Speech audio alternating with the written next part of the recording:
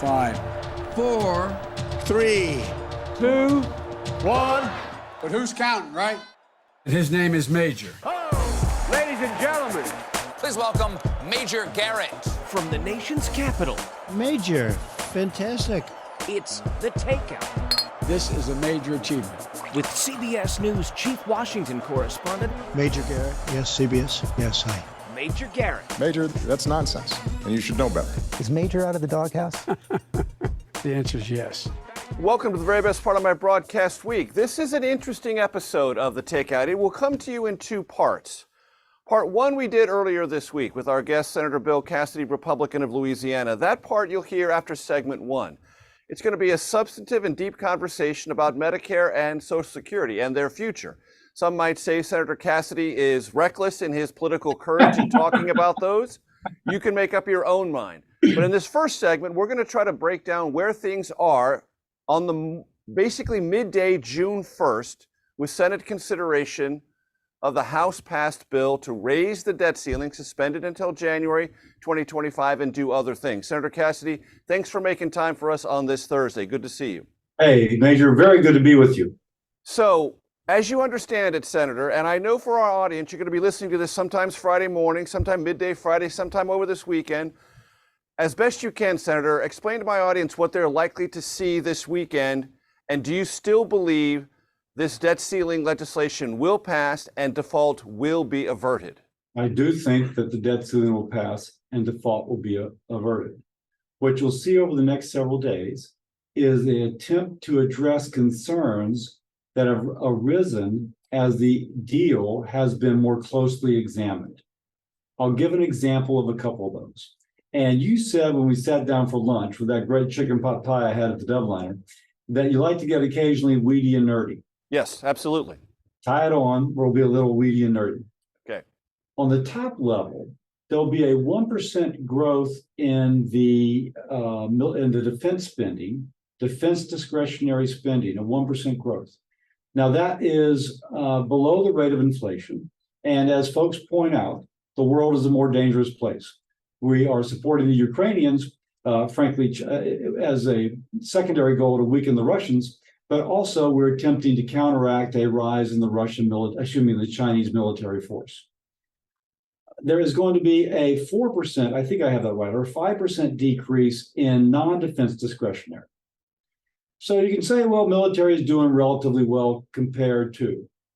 But if you look at the kind of underneath the kind of details, there appears to be agreements that the money that is being pulled back on COVID relief, COVID's clearly over, some $20 billion being taken from the IRS could be used to backfill funding decreases for the non-defense discretionary. So the budget cuts are not what they seem. They are They're smaller. They're smaller in actuality than advertised and that they first appear.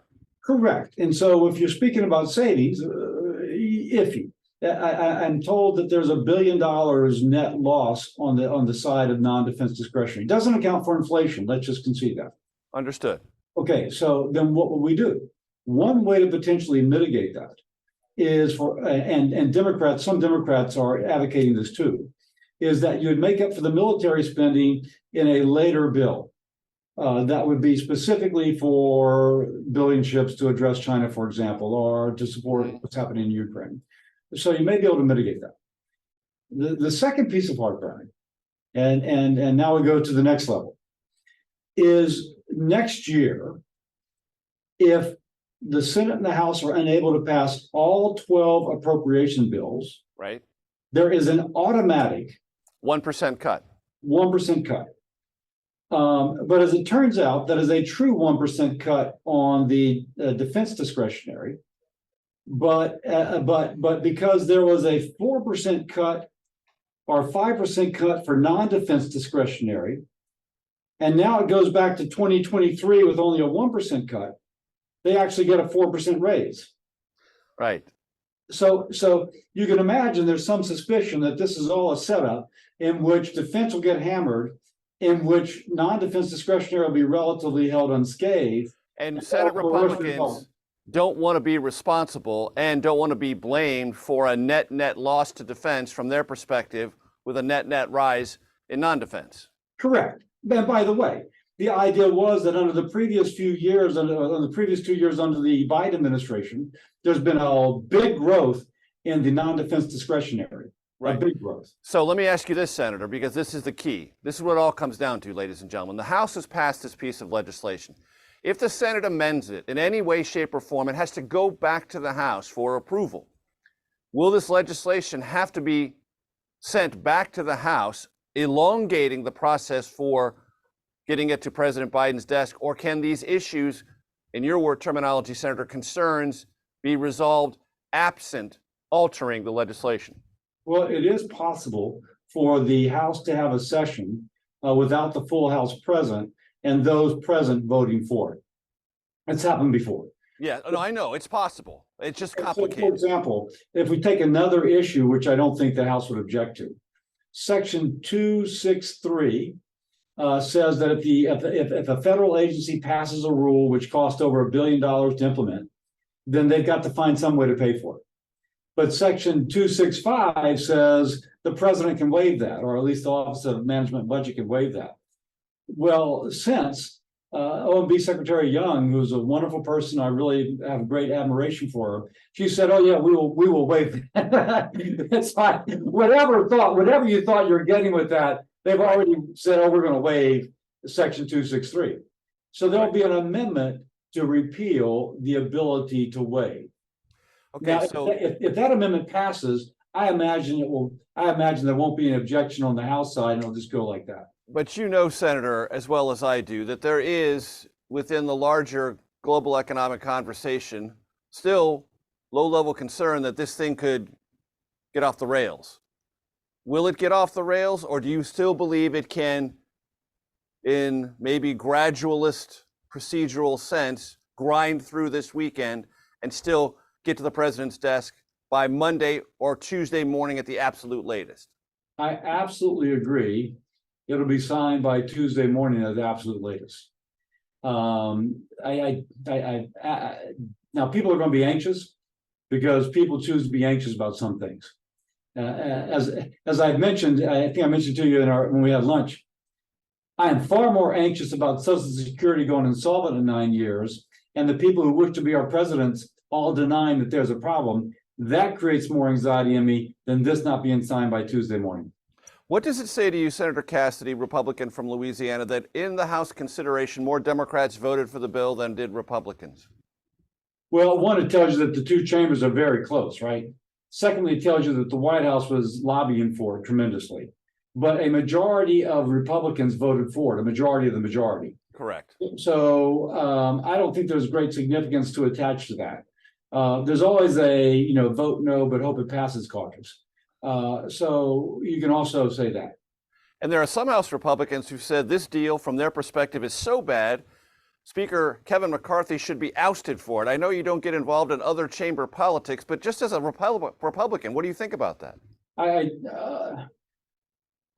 Every member of Congress and every senator has to represent their district. And we shouldn't attempt to put them into a category or a fold which doesn't allow them to do so. They were elected to come here and attempt to make a difference. So if somebody wishes to replace the speaker, that is their right. Now, as it turns out, I think practically there's no way to do that. There's no heir apparent, and I think McCarthy has played his cards very carefully, but I'm on the outside looking in. But I don't fault the members who are pushing for their agenda and for the agenda of the people they represent. And of course, McCarthy's doing what he needs to do as well. And if a constituent said to you, Senator, this looks like a bad deal to me, what would you tell them? I say, I'm still looking at it. It might be a bad deal, or it might be a choice of two bad deals. We say in foreign policies that you choose the least bad option. That might be the end of the choice. But I am still actively looking at that, having meetings, had a meeting this morning, we'll have a meeting later on today, we'll go to a lunch where we further discuss, and I'm trying to fully understand before making a decision. That is the voice of Senator Bill Cassidy, Republican of Louisiana. As I told you folks, this is in two segments. This is the most updated possible for this show and the consideration of this debt ceiling legislation. And then the rest of the show, Social Security, Medicare, deeply substantive. You can just judge for yourself whether the politics behind that is injurious or courageous. That's for you to decide. Senator Cassidy, thanks so much. Thanks, Major. The actuaries say that Social Security is going insolvent in 9 years. They actually moved the date up.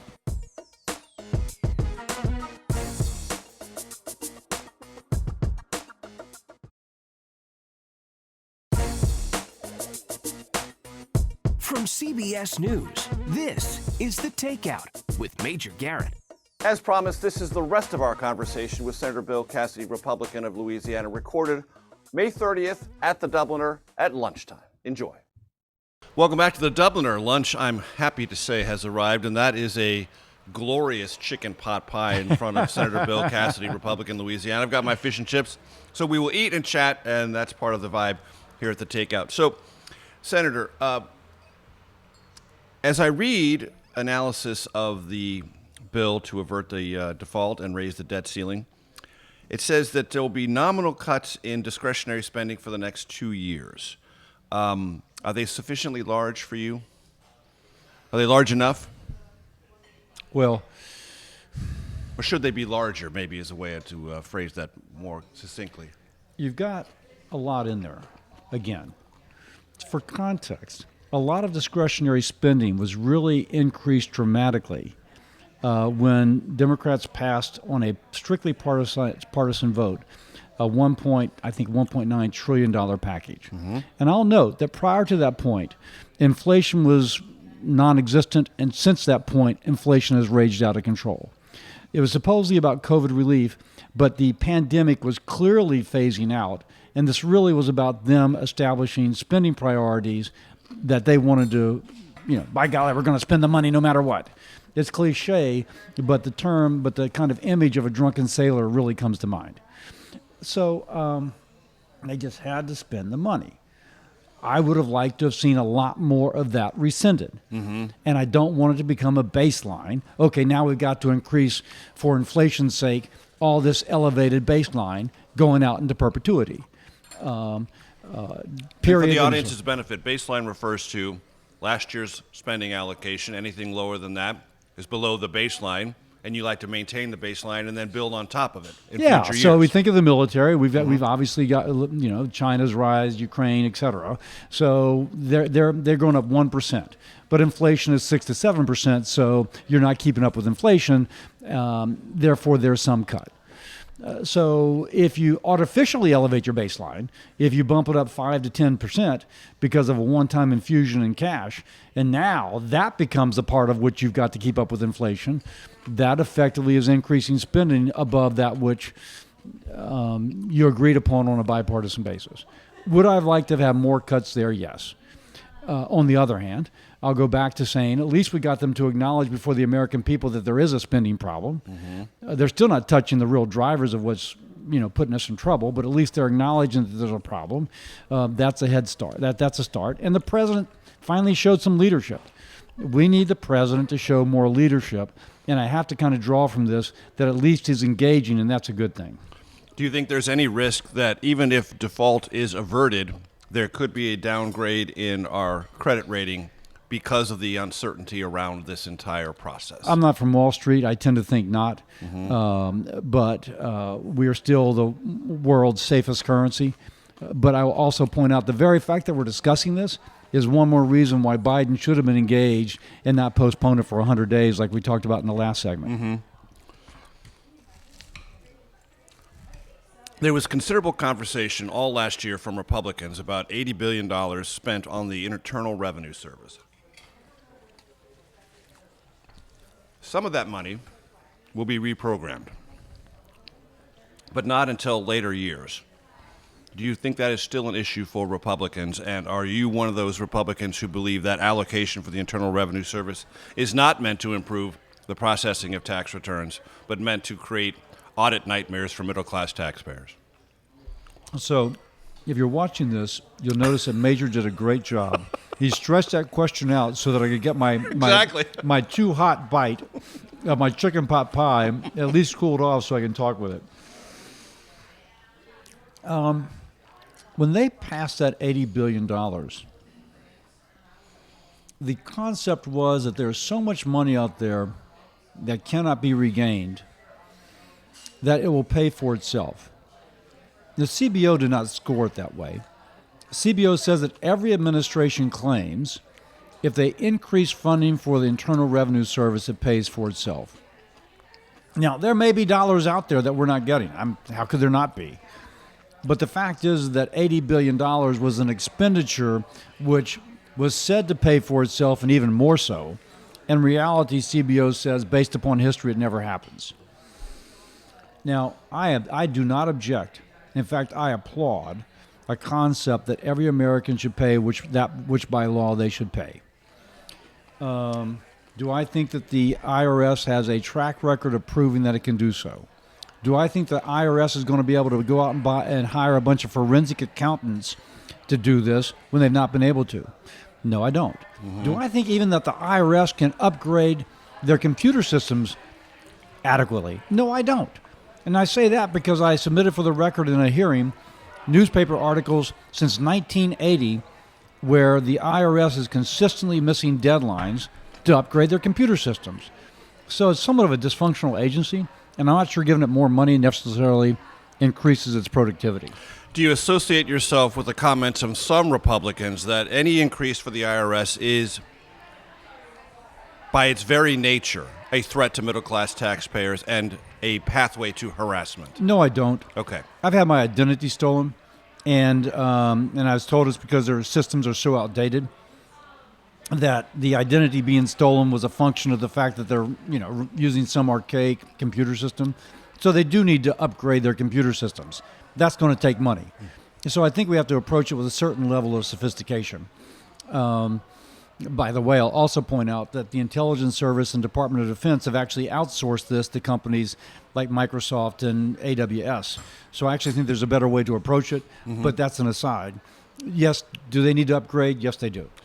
I don't want to drop that thread. When you had your identity stolen, what were the ramifications? We didn't get, my wife she does our finances, and she was expecting to get the check to pay some bills, and the check's not coming. So finally we call, and turns out, well, it's already been paid. Well, wasn't me. And they said, well, it's been paid. I said, well, do they still claim three children as a deduction? No, they don't. Do they have my last year's income? I used to teach with LSU Med School. Do they have that income on there? No, they don't. I said, there should have been a red flag that maybe this is different from that, and so maybe this is not that. Oh, well, yeah, you're right, but we didn't have that. Now, in fairness, they've corrected it since, so they tell me. But it just shows you that... and you discovered this through the process of filing taxes. Correct. And Were you in the Senate at the time? Yeah, I was. And not getting my refund check. I'd just been elected to the Senate and not getting my refund check. And so... and I forget the number, but it's really expensive. This is one place where we could save money if we stop issuing refunds that are fraudulent. And so I do think that they need to upgrade their system. Interesting. I want to talk to you about something that Washington historically, and I mean, when I say historically, I don't mean forever, but I mean in the last 10 years for sure, doesn't really want to talk about, which is the status of Social Security, the status of Medicare, their solvency, and ways to avert problems with same solvency of Medicare and Social Security. I know you have specific ideas, a general thought about the politics of that and where it currently stands. I think the politics are changing. For context, the actuaries say that Social Security is going insolvent in 9 years. They actually moved the date up. And folks say, well, I mean, why are they just bringing it up? No, for 30 years, they've been saying it's going to go insolvent in the mid-2030s. And now we're, 9 years off from the mid-2030s. And Americans, if you look at polling, there was just one I saw yesterday on Fox News, that 70% of Americans don't think Social Security is going to be there for them after a certain point in time. There's independent polling that I've seen that shows 60% of Americans know that it's in deep trouble. And so it's actually out there and understood that it's going insolvent. So if the president, this is a point where we need presidential leadership. Nothing's going to happen unless we have a president who steps up and says we got to address the issue. If that president doesn't step up and address it, it's going to go insolvent, at which point who's ever on social will get a 24% cut in their Social Security benefit. And we will talk about what that means and ways to avert that, and whether or not there is presidential leadership either from President Biden or former President Trump, with Bill Cassidy, Republican from Louisiana, who's doing quite well on that chicken pot pie from the Dubliner, I will tell you. Segment 3 coming up in just 1 second. So they so much want to get elected or reelected that they are trying to lie to the American people, but the American people looking at polling know that there is a problem with social.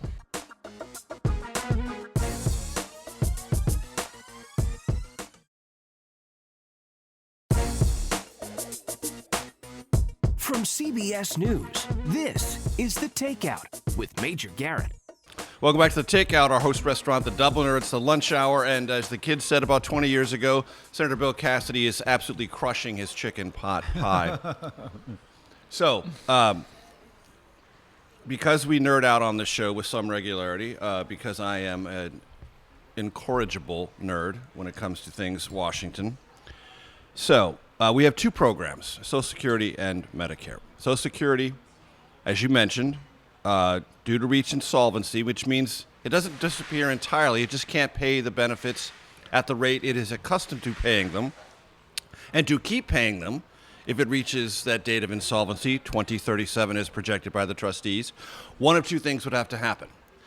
To maintain benefits as they currently exist, there would have to be an increase in the payroll tax from 12.4% to 14.4%. Or to maintain solvency, benefits would have to be cut, and you wouldn't get the same 13% benefit cut. 24%. 24%. 24%, yes. Well, that's right, because it would cover 76% of costs at 2037, so 24%. So those are your choices. Are those the only choices? They're not the only choices. I say we, because there's a bipartisan group of senators who've worked on a proposal. We call it the big idea. You could create a trust fund separate from Social Security, no Social Security dollars involved whatsoever, about $1.5 trillion invested over 5 years, and put it into the American economy, stock market, real estate, etc., and allow that to grow untouched for 60 to 70 years. And the power of the American economy is such that you end up with enough money to pay off 75% of the unfunded accrued liability. By the way, that 24% cut is by law. Once it goes insolvent, someone who's currently receiving social will get a 24% cut. We repeal that with our big idea. And in fairness, we borrow money in the interim. You borrow the $1.5 trillion. Well, we borrow the $1.5 trillion, but then we also, well, no, the $1.5 trillion doesn't have to be borrowed. You can do the $1.5 trillion from selling off assets. There's so many empty buildings the federal government has. You could raise taxes to get the $1.5 billion. Take it from general revenue. You take it from general revenue. That is where we need presidential leadership to come with the bipartisan group of senators and House members. So for people who are listening, you take $1.5 trillion, you put it in these various investment vehicles, and you are assuming a return on investment on an annual basis of what, 4%, 5%? Well, you assume 3.5% higher than your cost of borrowing. Okay. And historically, that's been the average. And if you do that, you pay for 75% of your unfunded accrued liability. You repeal the 24% cut. Everyone gets their promised benefits. You can actually do a couple other things that are important by the plan we have. But you need a president who's willing to be a leader, to meet with this bipartisan group of legislators, to say, okay, we got 75% of it addressed.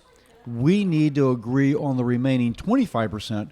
Let's come together and agree, and that's where we've not had presidential leadership. And by the way, neither from Biden nor from former President Trump.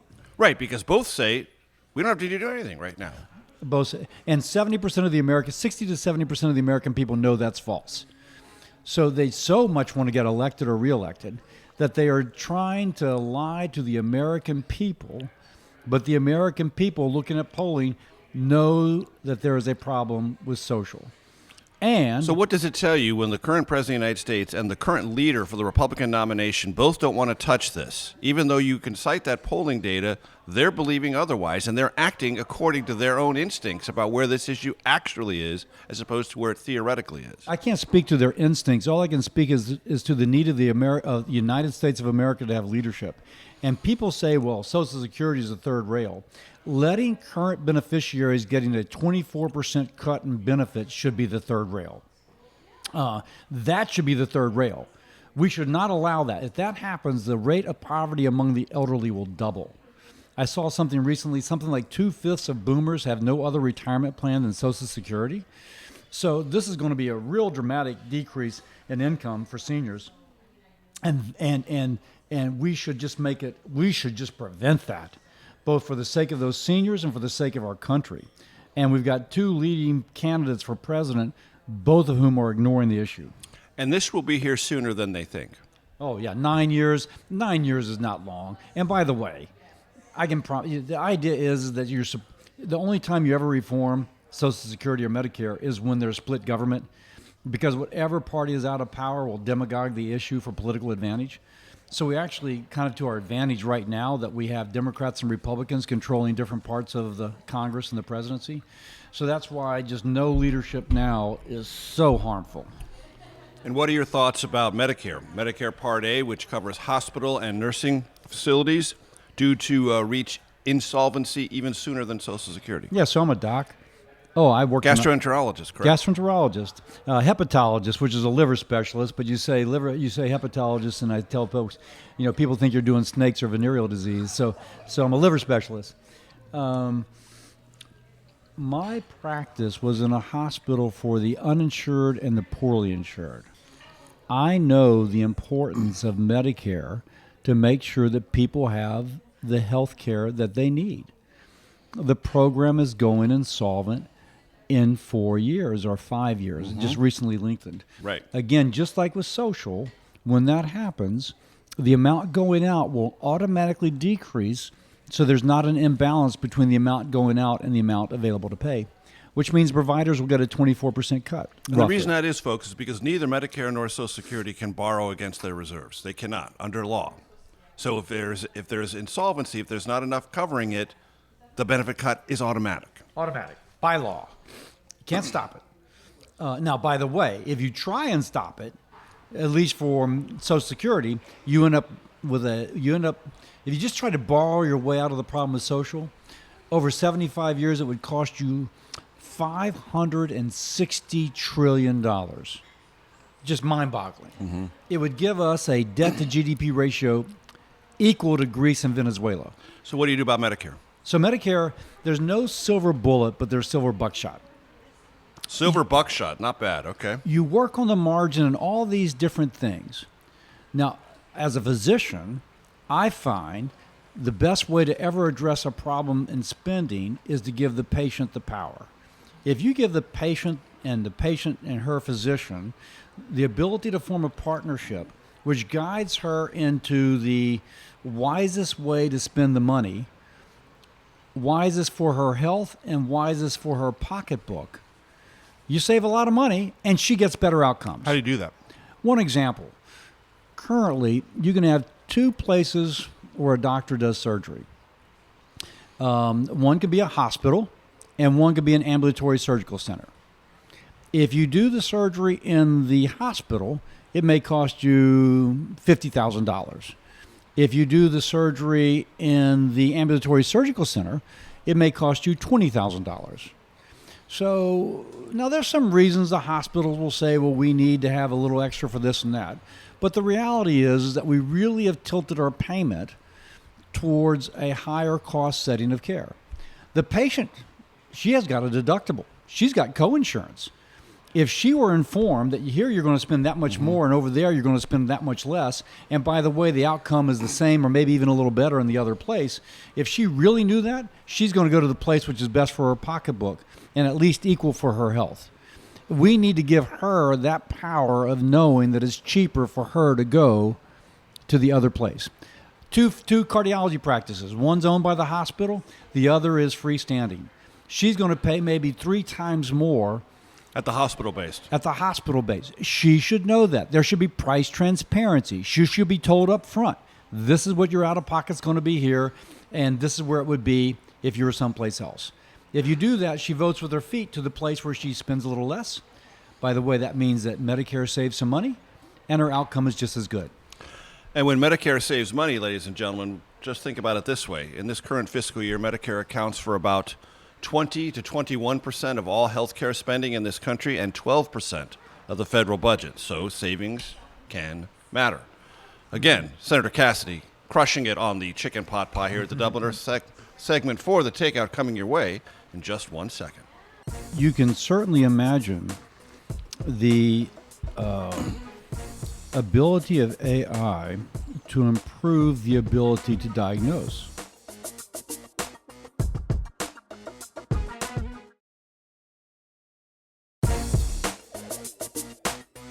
From CBS News, this is The Takeout with Major Garrett.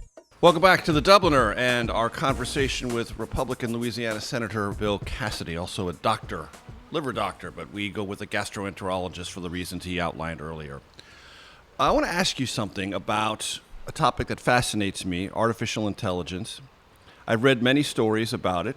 On the plus side, I keep hearing about artificial intelligence and medicine, diagnostically improving things, making things faster, more resilient, more reliable, maybe saving money, et cetera, et cetera. Do you share that optimism, and do you have any, or do you harbor other greater societal doubts about the implications of artificial intelligence? I don't claim to be an expert. Neither do I. We're all trying to learn and catch up as much as we can while the machines race ahead of us. But you can certainly imagine the ability of AI to improve the ability to diagnose. I'm told, this is secondhand, but they did a study where the patient was blinded as to whether or not the person interviewing her was AI or whether it was a real person. And she actually found the AI doctor, so quote unquote, more empathetic. Now, but I can also say... No surprise, a machine might have better bedside manner than the average doctor. But I can also say there's something about being with the patient.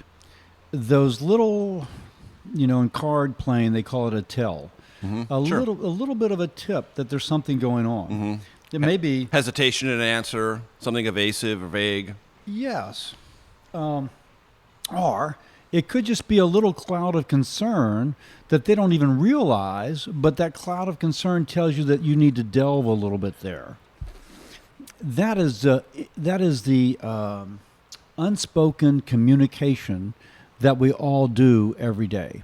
When you're a physician, by the way, when you're a physician, you just stare at people because you're looking for that tell. You're looking for that little dot, that little thing, in fact, one of my colleagues was in the Senate one day, and I walked up to him and says, "Do you mind if I touch you?" "What?" He goes, "I think you got something on your nose that could be a basal cell cancer." Now, when you do that in polite company, the people are like, "You're creepy." But when you're a physician, you got to do it because that's the only way you see the basal cell cancer. So could the AI look at someone's face and see what looks like a little pimple, but it's got a little depression in the middle of it? So, no, obviously the AI can't do that. Except maybe it's going to take a facial image and examine that. So I don't know yet the extent of it. I do know that nonverbal communication is incredibly critical to optimize the patient-physician relationship. What about AI looking at insurance reimbursement? Oh, yeah. So offline, we're talking about that. There's been a recent increase in denials by commercial payers of claims by hospitals and other providers. A friend of mine has wondered if they have not employed AI to look at every claim to see whether or not there's like something just like grammatical error, some sort of just not quite right that would justify delaying the payment. Of course, if you delay the payment, whoever is delaying the payment is making money on the float. I don't know this to be the case, but it's plausible. You wonder about it. Yeah. It's one of those things which, if it isn't happening, how could it not happen one day? Do you practice medicine currently? No, I don't. Not technically. I will say that, and for the record, although I'm still licensed, I don't bill or anything like that. But I will have a patient of mine, a friend of mine actually called up, a really poignant story. But I was a liver specialist, and sometimes when people drink too much alcohol, they get inflammation of their liver. And she and her husband had split, and then she went through this rough 3 or 4 months of her life, and then her liver kind of decompensated. Now she's doing great. As she said, "I just lost 220 pounds. The guy moved out," so she feels a lot better about life. and she's gotten her life together, and she's no longer drinking. But it was actually a conversation that we had, and it brought back all my medicine. So I don't do it formally, but I actually occasionally have a heartwarming story of somebody whose life was in trouble, and now their life's doing great. Do you miss it? I do miss it sometimes, but on the other hand, there's so much in healthcare that's in the Congress. We've got 8 reauthorization bills before the committee that I'm the highest-ranking Republican on, related to health. So 8 in one committee. We've already spoken about Medicare. Healthcare in general is roughly 20% of our nation's economy. As a fellow who used to see patients on a regular basis, you just bring a perspective from the patient, from the hospital, from the providers. You just bring that perspective that otherwise you wouldn't have, and it's really helpful. We had a light adjustment issue we're working through right now. That's part of the fun of working here at the Dubliner. I don't blame the Dubliner for that. It was just a gauge situation there, but the lights readjusted magically. Thank you, Arden Fari, for that. Back to Social Security real quick. So when I covered this issue in the 90s, among the conversations about Social Security insolvency, well, we can raise the retirement age, the forward normal retirement age. We can raise payroll taxes. We can reduce benefits. Back to that $1.5 trillion mechanism you described, none of those things would need to happen if you did this other thing. Is that correct? Is that what you're arguing? Everything you described is an option. It's a dial. You could dial it up, Sure. you could dial it down. Right. You could raise the age, but it would only affect people much younger than people who are currently near social. You should not raise taxes or increase the age of retirement for people who are on social now. You just should. Or right on the cusp of it. Yeah, seniors, no. You got to give people, but that's only if you decide. I'll go back to where we need presidential leadership. Make some decisions. Make some decisions. Come and say, okay, we got these dials. We've taken care of 75% of the problem. By the way, under a plan we developed, we would have repealed something called weapon GPO, which if you're out there and you're affected by it, you know of which I speak. You could have done something good for work incentives. Right now, if somebody goes back to work when they're on social, they can pay up to 1,000 months in taxes on their Social Security benefit. We repeal that. A lot of things that are really good for folks now, but if you don't have presidential leadership, none of it happens. Back to AI, do you use ChatGPT to write any of your speeches, or will you? No, I don't, but I've just started to play with ChatGPT, and I'm going to engage in some 18-hour course. I think that if you're in policy making, you got to understand the implications, and I'm kind of coming up with a strategy how to understand. Because Nancy Mace was on this program a couple of weeks ago, and she said she uses it for her staff on communications to start press releases and even write legislative text. Would you be open to that? I would, although we don't write our own legislative text. They got lawyers that do that. But you want your own voice. I have my own voice, and for better or for worse. And someone can write a great speech, but if it's not my voice, it's not my speech.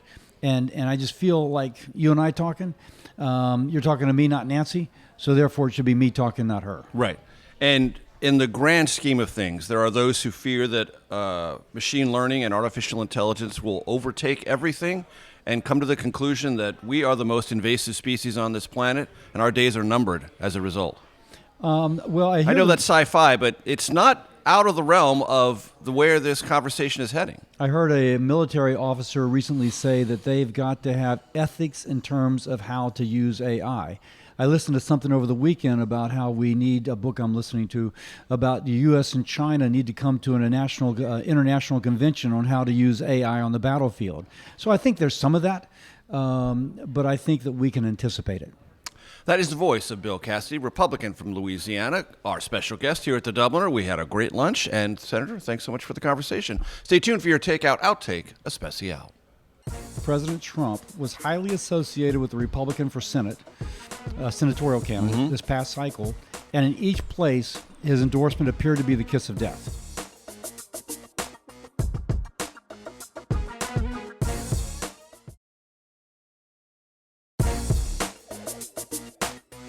From CBS News, this is The Takeout with Major Garrett.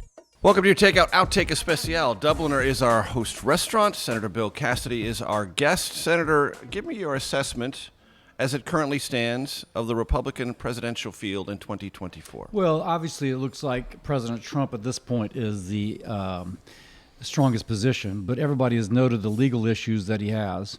Think they're real? What's that? Think they're real? I'm not an attorney.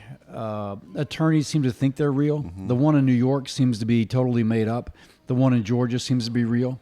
Jack Smith, special counsel? Yes, all that. So whether or not that matters to the voters, I don't know. I'm on record as saying... Think it should? I think the lack of presidential leadership should be the defining issue. I'm not pleased with either candidate. I'm going to vote Republican, by the way, but I'm not saying who I'm going to vote for. Would you vote for Trump if he was the nominee? I've previously said that I would not. Does that hold? What's that? Does that hold? Is that still your position? Yeah. Okay. But that said, we need presidential leadership. And if I go back to social, which we've been discussing, President Trump didn't address it the 4 years he was in. President Biden's not addressing it now. And when Social Security goes insolvent, there'll be a 24% cut in benefits to people currently receiving. If someone has not shown their ability to lead on this issue, to me that's disqualifying. What should voters conclude from the fact that one member of the Senate Republican leadership, John Thune, endorsed Tim Scott? That Tim Scott is a remarkable man, that John Thune thinks he would be a good president, and that he's supporting him. Do you share that perspective? I think he would be a good president. You do, Tim Scott? Yeah. How about Ron DeSantis? I think Ron has shown leadership ability. I don't agree with all his positions, but the guy's a leader. He's governed Florida very well. Tip of the hat to Ron. How well do you know Governor DeSantis? You know, we worked a little bit together when I was in the House and he was in the House, and not closely, but a little bit. So I can't say I know him well, but we've met. Do you think the political environment in 2024 will be net favorable to the Republican nominee? And if so, why? I think President Trump, former President Trump, can't win. Flat out, can't win. I don't think so. And the reason I say that is because you've got to win 4 of like 5 different swing states. And so 4 of those are Pennsylvania, Georgia, Nevada, and Arizona. In those 4 states, President Trump was highly associated with the Republican for Senate, senatorial candidate this past cycle. And in each place, his endorsement appeared to be the kiss of death. Now, nationally, he's doing well in polling. But in those 4 states, I don't see him winning. So Republicans got to win those 4 states, I think 3 of those states, if she or he is going to win. At the most recent town hall, the former president said that January 6th was a beautiful day. Would you like to respond to that? I was actually in the Capitol at the time. I saw the bloodied police officers. I saw the next day the busted windows. I was in the chamber when someone said there's been a shooting. I was being taken away with other senators. And you know that video of the African-American police officer so bravely leading people on a chase? I looked down the hall, and he's leading them in such a way as they cannot see us. If they had turned around, they had, and who knows what would have happened. That is not my definition of a beautiful day. On my day, it is a sacrilege to our nation's democracy. One of those recently convicted of seditious conspiracy in this matter, I won't say his name because that would dignify it, compared himself to Alexander Solzhenitsyn, said he's a dissident and America is a gulag. I'd like to get your opinion on that. Well, I don't know what his perspective is, but the fact is that this is a place where people have opportunity. My grandfather came as a child from Ireland. My mother remembers in South Carolina, her family could have been evicted. They were tenant farmers, and and the crop failed, and they couldn't pay their rent, and they could have been evicted with she and her 5 siblings, or 4 siblings, and they weren't because of the kindness of the fellow that owned. This is the kind of country where you can have that kind of background, and your children and grandchildren can achieve great success. It is an incredible country. Hey, just for the record, folks, that comparison has no basis in historical fact. Alexander Solzhenitsyn was sentenced to 8 years in a Soviet prison for writing a private letter that was critical of Joseph Stalin. He did not organize a mob, it did not attack any government building, and it did not bludgeon and beaten fellow members of his country. Those things are very different. I'm Major Garrett. That's Senator Bill Cassidy. We'll see you next week.